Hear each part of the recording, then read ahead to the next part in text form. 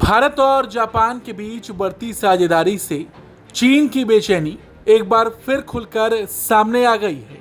Japan की प्रधानमंत्री Sanae Takaichi की भारत यात्रा और दोनों देशों के बीच हुए बड़े समझौते के बाद चीन की ओर से बकायदा बयान जारी किया गया है।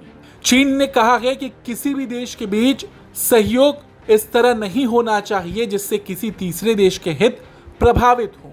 बीजिंग में चीनी विदेश मंत्रालय के प्रवक्ता गुओ जियाकुन ने एक मीडिया ब्रीफिंग में बकायदा ये बात कही कि देशों के बीच सहयोग आपसी समझ और भरोसे को मजबूत करने वाला होना चाहिए, न कि किसी तीसरे देश को निशाना बनाने वाला।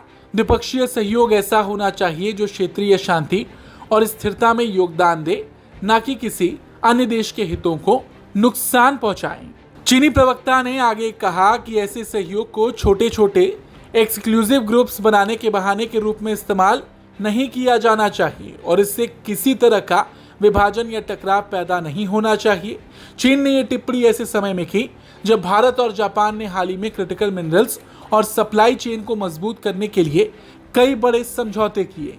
भारत और जापान के बीच इस साझेदारी को खासतौर पर रणनीतिक रूप से महत्वपूर्ण माना जा रहा है। दोनों देशों ने न सिर्फ आर्थिक और तकनीकी सहयोग बढ़ाने पर सहमति जताई है बल्कि रक्षा क्षेत्र में भी सहयोग को नई दिशा दी है। इसके साथ ही दोनों देशों ने क्षेत्रीय समुद्री सुरक्षा, खासकर पूर्वी चीन सागर और दक्षिण चीन सागर की स्थिति पर चिंता जताई है और किसी भी तरह की एक तरफा कार्रवाई का विरोध किया है और यहीं से चीन की प्रतिक्रिया को बेचैनी के तौर पर देखा जा रहा है। दरअसल भारत और जापान का ये संयुक्त रुख इंडो पैसिफिक क्षेत्र में शक्ति संतुलन को लेकर एक बड़ा संकेत माना जा रहा है। चीन लंबे समय से इस क्षेत्र में अपने प्रभाव को बढ़ाने की कोशिश करता रहा है, जबकि भारत और जापान मिलकर free and open Indo Pacific की बात करते रहे हैं। चीन की चिंता का एक बड़ा कारण क्रिटिकल मिनरल्स यानी दुर्लभ खनिज भी हैं। ये खनिज आज की आधुनिक अर्थव्यवस्था के लिए बेहद जरूरी है, फिर चाहे इलेक्ट्रॉनिक वाहन हो, रक्षा उपकरण हो या ऊर्जा जैसी तकनीकें। वैश्विक स्तर पर इन मिनरल्स के खनन और प्रोसेसिंग का बड़ा हिस्सा चीन के पास है। ऐसे में चीन ने कई देशों जिनमें भारत, जापान और अमेरिका शामिल हैं, इनके निर्यात को लेकर प्रतिबंध और नियंत्रण कड़े किए हैं। इसी पृष्ठभूमि में भारत और जापान का ये सहयोग चीन के लिए चुनौती के रूप में देखा जा रहा है। दोनों देशों का लक्ष्य सप्लाई चेन को चीन पर निर्भरता से कम करना और वैकल्पिक व्यवस्था तैयार करना है और यही वजह है कि चीन थोड़ा बौखलाया हुआ है। हालांकि चीन की इस प्रतिक्रिया के पीछे कई वजह है। पहला, भारत और जापान का बढ़ता रक्षा और तकनीकी सहयोग।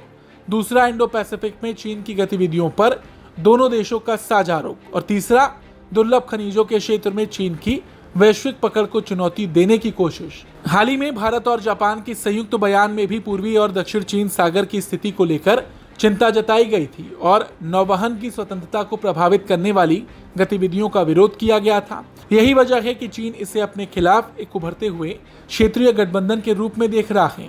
हालांकि चीन ने अपने बयान में सीधे किसी देश का नाम नहीं लिया, लेकिन उसका संदेश साफ माना जा रहा है। वो नहीं चाहता कि क्षेत्रीय सहयोग उसके प्रभाव को चुनौती दे या किसी नए शक्ति संतुलन की ओर बढ़े। हालांकि चीन सालों से यही काम खुद करता आ रहा है। चीन खुद भारत के दुश्मनों को समर्थन देते आया है। चीन पाकिस्तान का लगातार समर्थन कर रहा है, लेकिन जब भारत और जापान किसी अच्छे काम के लिए साथ आए तो एक तरह से चीन की बेचैनी सामने आ गई।